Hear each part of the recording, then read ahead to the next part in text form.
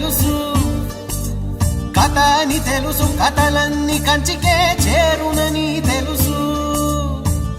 తెలుసు తెర తొలుగుతుందని, తెలుసు తెల్లారుతుందని, తెలుసు ఈ కట్టె పుట్టుకుమంటదని, తెలుసు ఈ మట్టి మట్టిలో కలిసిపోతదని.